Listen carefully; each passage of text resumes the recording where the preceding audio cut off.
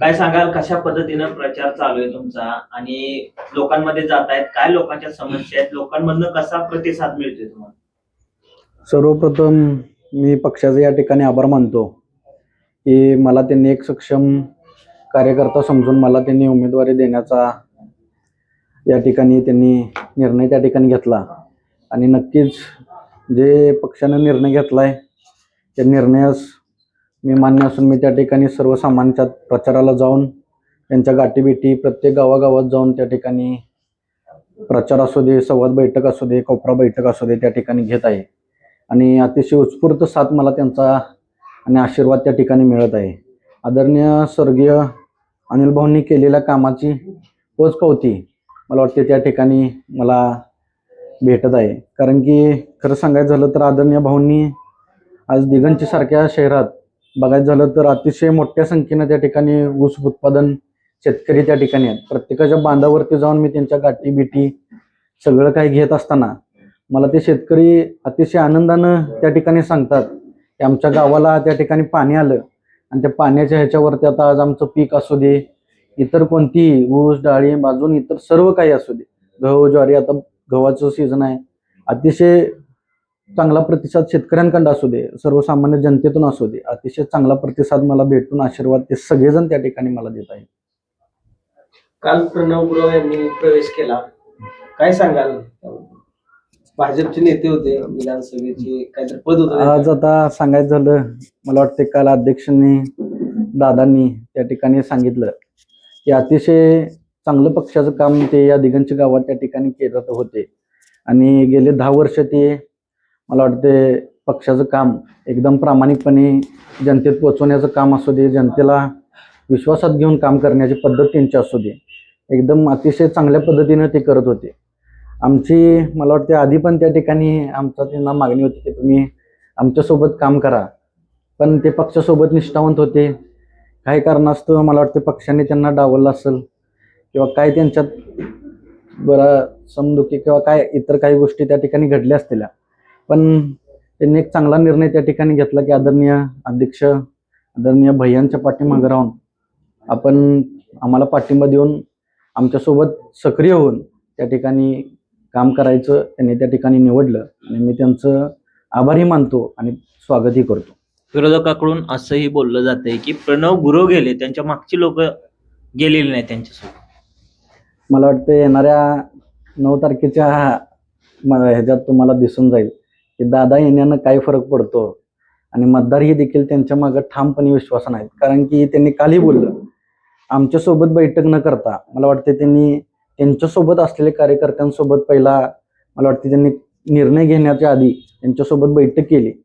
सगळ्या कार्यकर्त्यांचं त्या ठिकाणी म्हणणं आलं की आदरणीय अध्यक्षांच्या मागं आपण पाठिंबा देऊन आपण त्यांना विजयाच्या ह्याच्यात घेऊन जाऊया. आणि त्यांच्या कार्यकर्त्यांच्या निर्णयावर त्यांनी आमच्यासोबत निर्णय घेऊन आम्हाला पाठिंबा त्या ठिकाणी दिलेला आहे. भारतीय गेले 2-3 दिवस झालं एक चढाओढ सुरू आहे. आज या पक्षामध्ये पक्षप्रवेश झाले की संध्याकाळी त्या पक्षामध्ये पक्षप्रवेश होतात.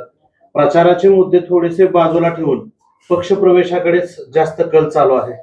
आज खऱ्या अर्थानं सांगायचं झालं, मला वाटते गावभेट दौरा करत असताना किंवा दिगंच्या गावात फिरत असताना आज तुम्ही बघायचं झालं माझं भाषण मला वाटते आपला मी पत्रकार कोणता घेऊन त्या ठिकाणी फिरत नाही किंवा माझ्यासोबत कुठं मला वाटते आमचं काय ताळमेळ आपला काही होत नसेल, पण नक्कीच मी प्रत्येक भाषणात सांगण्याचा प्रयत्न करतो की केलेले कामाचं तुम्ही बघा.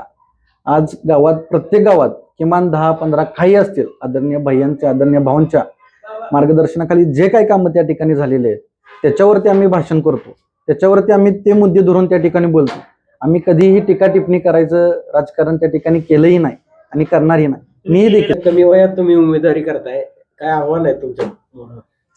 आज मी एक तरुण म्हणून किंवा युवकांचा आयडॉल म्हणून त्या ठिकाणी काम करत आहे.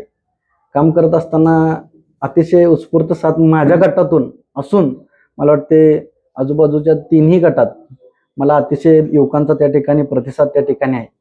प्रत्येक गावातनं त्या ठिकाणी मला फोन येतात, दादा आज इथे या भाई, आज आपण हे करू, आज हे नियोजन करू. म्हणजे युवक होऊन माझ्यासोबत यायचं त्यांचं म्हणजे माझ्यासोबत सक्रिय होत आहेत. म्हणजे युवक देखील राजकारणात त्या ठिकाणी सक्रिय होऊन त्या ठिकाणी काम करत आहेत. म्हणजे मला अतिशय आता तुमच्या समोरचे जे उमेदवार आहेत ते आध्यात्मिकातले आहेत, ते वयानं तुमच्यापेक्षा जास्त आहेत, आदरणीय आहेत.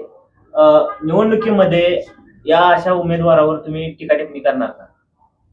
मी आधी पण तुम्हाला सांगितलं, कदापि तुम्ही माझ्या भाषणात कुठेही त्या ठिकाणी नव्हता. आदरणीय कुटीनाना असतील, ते मला वाटते मला आजोबा असल्यासारखे आहेत आणि त्यांचा मी नातू असल्यासारखा आहे. त्यामुळं मला त्यांच्यावरती कोणतीही टीका काही करायची नाही. त्यांच्यावर न बोलता जे काय माझ्यापाशी मुद्दे आहेत कामाचे, जे मी 2 वर्षात या ठिकाणी सगळ्यांच्या सुखादुःखात जाण्याचा प्रयत्न प्रामाणिक त्या ठिकाणी केलेला आहे, त्या प्रयत्नावरती आणि त्या मुद्द्यांवरती मी त्या ठिकाणी येणारी निवडणूक पार पाडणार आहे. भारतीय जनता पार्टीकडून अजून तुमच्यावरती आरोप होत आहेत की अजून पोराचं वय झालं नाही तरी सुद्धा त्यांना घराणेशाही चालवायची आहे. इथं अनेक दिगंजीमध्ये कार्यकर्ते असून सुद्धा घरात उमेदवारी देण्याचं नक्की कारण काय? तुम्ही प्रश्न विचारला, मला एक डायलॉग त्या ठिकाणी आठवला की आदरणीय सत्यजित तांबे यांनी एक अतिशय चांगला त्या ठिकाणी मला वाटतं एक वाक्य त्यांनी त्या ठिकाणी बोललेलं आहे. घराणेशाही असो किंवा वारसा असो, वारसानं संपत्ती धन त्या ठिकाणी येते, पण कर्तृत्व आणि नेतृत्व ही मला सिद्ध करायला लागतं. नक्कीच कर्तृत्व आणि नेतृत्व येणाऱ्या भविष्य काळात मी त्या ठिकाणी सिद्ध करून दाखवेल. तेव्हा मला वाटते सर्वसामान्य जनते असतील, पुढारी असतील किंवा सगळ्यांना त्या ठिकाणी माझ्यावरती विश्वास बसेल हे मी ठामपणे सांगू शकतो.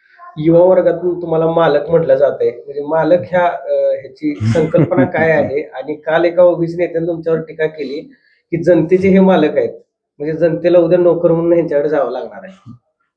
आजपर्यंत मला वाटते मालक मला म्हणा किंवा माझ्या सहकाऱ्यांनी कधीही कोणावरती दबाव किंवा तणाव त्या ठिकाणी आणला नाही की यांना मालक म्हणा किंवा ह्यांच्यापाशी जाताना असं करा हे करा. माझ्यापाशी हर एक घटकातला त्या ठिकाणी माणूस त्या ठिकाणी येण्याचा प्रयत्न करतो.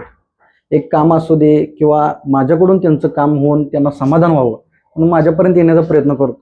मला कदापि वयस्कर आले, पृथ्वी म्हणतो, पृथ्वीराज म्हणतो किंवा एखादा लहानातला लहान मुलगा जरी आला, पृथ्वी भैया आला म्हणतो किंवा भैया आलेत, काही जण दादा म्हणतात. म्हणजे मी कुणावरती त्या ठिकाणी कधीही दबाव त्या ठिकाणी केला नाही. कार्यकर्त्यांनी किंवा युवकांच्या सहकाऱ्यांनी माझ्या त्या ठिकाणी त्यांनीच मालक किंवा हे त्या ठिकाणी गोष्टी धरल्या असतील. माझे कुणालाही त्या ठिकाणी असं दबाव राहणार नाही. तुम्ही मला हक्कानं एक तुमच्या घरातला मुलगा म्हणून समजा, तुमचा भाऊ म्हणून समजा.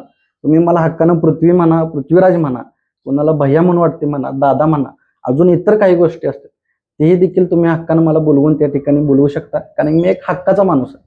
त्यांनी मला कधीही काही समजून बोलू शकता. वयस्कर असले, पृथ्वी, बाळा य, दादा य, असं काही म्हणू शकता. म्हणजे ते काय मुद्दा मला वाटतं टीकासारखा नाही, पण असो, त्यांनी आता त्या दिशेला राजकारण घेऊन जाण्याचा प्रयत्न करत आहेत, पण नक्की मी त्याला काय उत्तर देणार.